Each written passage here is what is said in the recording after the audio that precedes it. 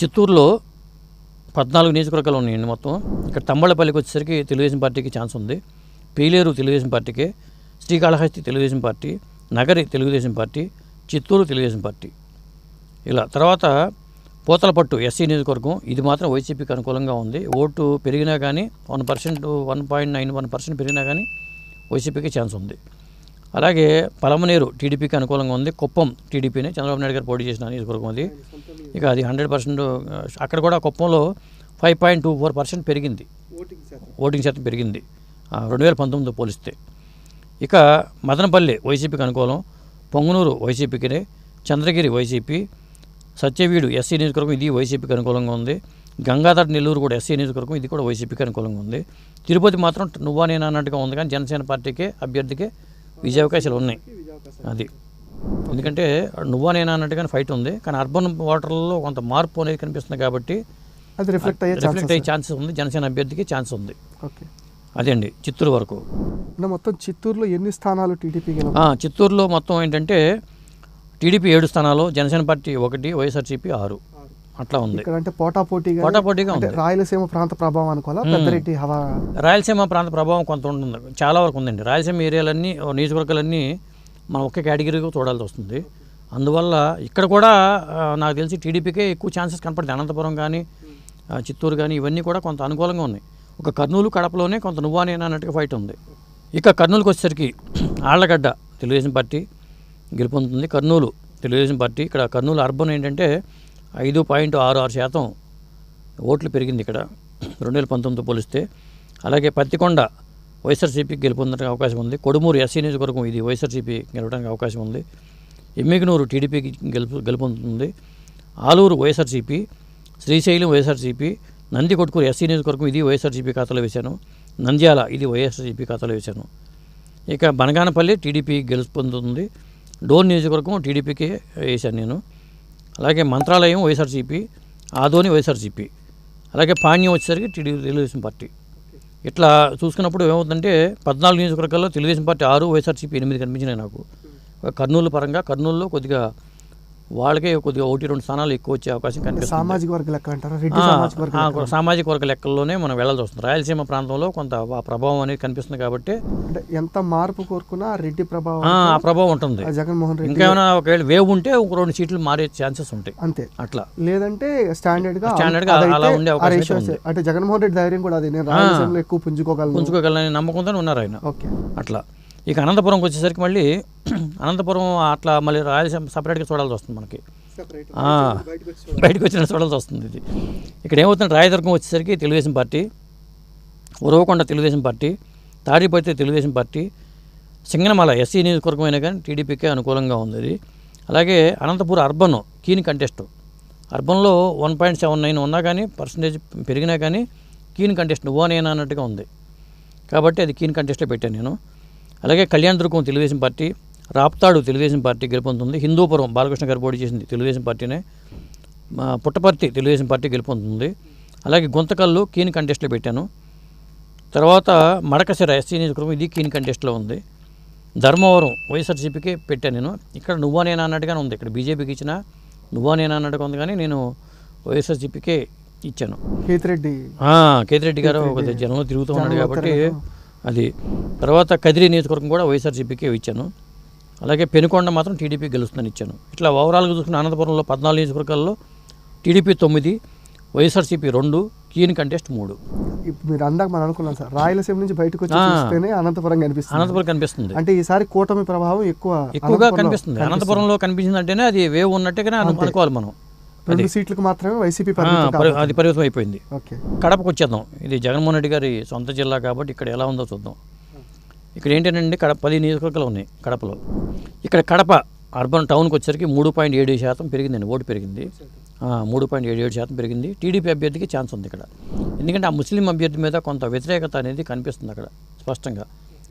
వైఎస్ఆర్సీపీ అభ్యర్థి ఎవరైతే ఉన్నారో అతని మీద వ్యతిరేకత ఉంది, చాలా ఆరోపణలు ఉన్నాయి.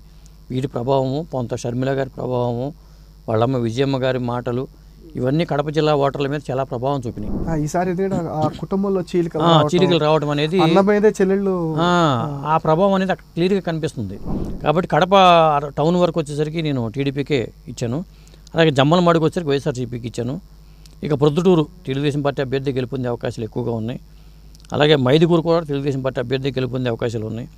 ఇక బద్వేలు ఎస్సీ నియోజకవర్గం ఇది వైఎస్ఆర్సీపీ గెలుపు ఛాన్స్ ఉంది. ఇక రాజంపేటకు వచ్చేసరికి తెలుగుదేశం పార్టీ అభ్యర్థి గెలుపు ఛాన్స్ ఉంది. ఇక కోడూరు ఎస్సీ నియోజకవర్గం ఇది వైఎస్ఆర్సీపీ గెలుపొందే అవకాశం ఉంది. రాయచోటి వైఎస్ఆర్సీపీకి అనుకూలంగా ఉంది. పులివెందుల అంటే మనకు తెలిసిందే కదా, జగన్మోహన్ రెడ్డి గారిది, ఆయన గెలుపొందే అవకాశాలు ఉన్నాయి. అలాగే కమలాపురంకి వచ్చేసరికి తెలుగుదేశం పార్టీకి ఛాన్స్ ఉంది. అంటే కడప మొత్తం 1 వేలో లేదు, అటు ఇటు బ్రేకులు పడతా ఉన్నాయి. బ్రేకులు పడతా వచ్చి వాళ్ళకి 5, టీడీపీకి 5, వైసీపీకి 5 అట్లా కనిపిస్తుంది. మరి రాయలసీమ కడపలోనే అలా ఉంటే దీన్ని బట్టి మనం ఆలోచించుకోవచ్చు మార్పు ఎంత కోరుకుంటున్నారు అనేది. అండ్ మెజార్టీస్ గురించి మాట్లాడుకోవాలంటే కడపలో భారీ మెజార్టీలు ఆశించండి, లేకపోతే భారీ మెజార్టీలు బయటపడే వ్యక్తులు టీడీపీ అభ్యర్థులు బయటపడే చోట మాత్రం మెజార్టీలు చాలా తక్కువగా ఉంటాయి. అది అనుమానం ఏం లేదు అందులో. అంటే ఓట్లు జనం అసలు కడపలో మనకి తెలుగుదేశం పార్టీకి 5 సీట్లు రావడం అనేది ఒక రికార్డు, అదొక రకమైన గెలుపని అనుకోవాలి. ఎందుకంటే వాళ్ళ సొంత ముఖ్యమంత్రికి సంబంధించిన సొంత కాబట్టి, ఎందుకంటే రాజశేఖర రెడ్డి అవును నుంచి చూసుకుంటే ఆ హవా కొనసాగుతుంది. ఆ కుటుంబంలోనే గొడవలే ఈ జిల్లాల ప్రజల్లో చాలా ప్రభావం తీసుకొచ్చినాయి. కుటుంబంలో చీలికలు అనేది ఆ ప్రభావం. షర్మిల ప్రత్యేకించి గెలిచే అవకాశాలు ఏమైనా ఉన్నాయని మీరు అనుకుంటున్నారు? అది పార్లమెంట్ నియోజకవర్గం వచ్చేసరికి ఛాన్సెస్ అయితే ఉన్నాయండి. అంటే చీలిక ప్రభావం, ఓట్ల ప్రభావం వల్ల గెలుపొందితే మాత్రం షర్మిలకి ఛాన్స్ కనిపిస్తుంది. నువ్వా నేనా అన్నట్టుగా ఉంది. అవినాష్ రెడ్డికి షర్మిలకి పోటీ అట్లాగే ఉంది. అది తర్వాత ఇక ఓవరాల్గా మనకు పిక్చర్ చూసుకున్నట్టయితేనండి, అంటే ఉన్న 175 సీట్లలో తెలుగుదేశం పార్టీకి 97 సీట్లు వచ్చే అవకాశం అయితే ఉంది. మనకి 88 ఉంటే గవర్నమెంట్ ఫామ్ చేయొచ్చు. కాబట్టి అంటే ఇండిపెండెంట్గా టీడీపీ గవర్నమెంట్ ఫామ్ చేసే క్యాపబిలిటీ సంపాదించిందని అనుకోవచ్చు. అది తర్వాత జనసేన పార్టీ 16 సీట్లు ఓవరాల్గా మనకి వస్తున్నాయి. 21 ఇచ్చారు వాళ్ళకి 16 సీట్లు. అలాగే బీజేపీకి మాత్రం 3 కనపడుతుంది నాకు సర్వేలో. వాళ్ళకి 10 ఇచ్చినా కానీ ఆ 3 సీట్లే కనపడుతున్నాయి. కారణాలు ధర్మవరం కూడా రావచ్చు, చెప్పలేము. అది ఏంటంటే వేవ్ ఉంటే మాత్రం మళ్ళీ ఆ సీట్లు కూడా తారుమారయ్యే అవకాశాలు కనిపిస్తున్నాయి. ఎంత మారినా ఇంకొక 2 సీట్లు అయితే పెరుగుతాయి. కానీ సాలిడ్గా 90% వచ్చేసి జనసేన స్వీప్ చేసుకొచ్చింది. అండ్ టీడీపీ కూడా తన క్యాలిబర్ని మరోసారి ప్రూవ్ చేసింది గవర్నమెంట్ ఫామ్ చేసేంత. ఇక వైఎస్ఆర్సీపీకి 48 సీట్లకే పరిమితమైంది. ఓవరాల్గా 48 మాత్రమే. వాళ్ళు 175 అన్నారు, తర్వాత 175 ఆ రీటు మార్చి 157 కూడా అన్నారు. ఏమి రావు వాళ్ళకి వచ్చేసరికి 50లో అటు ఇటు ఉంటాయి ఫిగరు. 48 అయితే మనకు నా సర్వేలో 48 అయితే మాత్రం వచ్చేట్టుగా అనిపించింది. తర్వాత కీన్ కంటెస్ట్ 11 ఉన్నాయండి. దీంట్లో కూడా చాలా వరకు టీడీపీకి కైవసం చేసుకునే అవకాశాలు ఉన్నాయి. ఇది ఓవరాల్గా నా సర్వే రిపోర్ట్. మొత్తం ఈ సర్వే రిపోర్ట్. సరే ఇప్పుడు చెప్పండి, ఏ ధైర్యంతో జగన్మోహన్ రెడ్డి బయటకు వచ్చి మనం గవర్నమెంట్ ఫామ్ చేస్తున్నాం, సంబరాలకు రెడీగా ఉండండి అంటే ఎక్కడి నుంచి వచ్చింది? బయట ఏ సర్వే చూసినా ఇంచుమించు వైసీపీ ల్యాబ్స్ ఓడిపోతుంది, ఘోరంగా దెబ్బతినబోతుంది అని చెప్పిన మాటలు తీసుకున్న మన రాజశేఖర రెడ్డి కొడుకు జగన్మోహన్ రెడ్డి మనం గెలుస్తున్నాం, సిద్ధంగా ఉండండి అని ఎలా చెప్పగలుగుతున్నారంటారు? ఆయనకి తెలుసు ఓడిపోతున్నాం, ఆయనకి కూడా తెలుసు. కాకపోతే కార్యకర్తల ధైర్యాన్ని నింపాలి. రేపు కౌంటింగ్ అనేది ముందే కాడిపారేస్తే ఎట్లాగూ? ఇప్పుడు భీకరంగా కనిపించాలి మనకి. మేకపోతు గాంభీర్యం ఉండాలి కదా. ఆ మేకపోతు గాంభీర్యమే ఆయన మాట్లాడారు. రేపు ముహూర్తం కూడా మేము 9వ తారీఖు చేసేస్తున్నామని చెప్పి ఆ పార్టీ నేతలు కూడా చెప్తున్నారు. కాబట్టి ఇవన్నీ ఏంటంటే కార్యకర్తలు ధైర్యం నింపడం ఒకటి, ఈ గొడవలు చేసినందువల్ల ఇంకా భయపడిపోతారని చేయడం జరుగుతుంది. అట్లా ఈ గొడవలు ఏమైనా జరిగే అవకాశం ఉందంటారా? ఇంకా ఎక్కువ ఏమైనా, లేకపోతే ఇక్కడితో ఇది చల్లారిపోయి జరిగే అవకాశం అయితే కనిపిస్తుందండి. చాలా చోట్ల వాళ్ళు ఏంటంటే ఓడిపోతామని తెలిసింది కాబట్టి ఓడిపోయేవాడికి ఉక్రోషం ఎక్కువ. ఆ ఉక్రోషంతో వాళ్ళు అల్లర్లు సృష్టించడానికి కూడా స్కెచ్ చేసుకుంటారు. ఫలితాలు వస్తున్న కొద్దీ చాలా జాగ్రత్తగా అధికార యంత్రాంగం చాలా జాగ్రత్తగా ఉండాల్సిన అవసరం అయితే ఉంది.